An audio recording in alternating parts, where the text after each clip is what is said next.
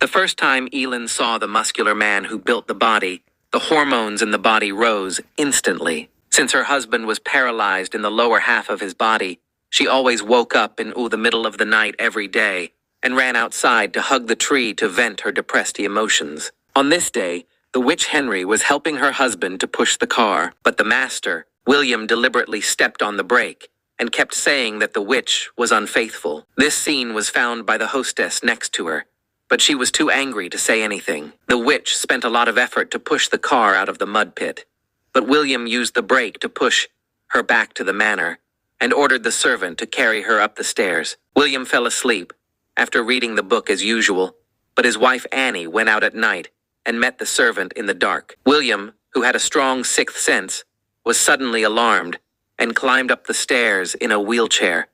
When he pushed the door of his wife's bedroom, the scene in front of him made him stunned.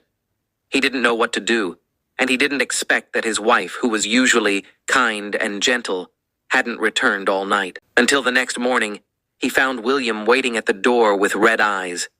Annie understood that she couldn't hide it anymore, and there was nothing she could do to explain it.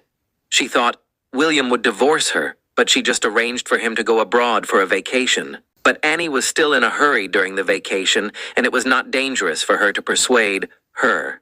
Shortly after, she returned to the manor and saw a man who could stand up. Annie was not very happy, but there was an inexplicable sense of loss.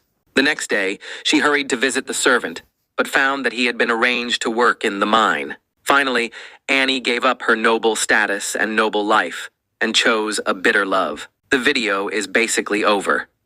There is no need to comment on their good and bad. Is Annie's choice right or wrong? Welcome to comment.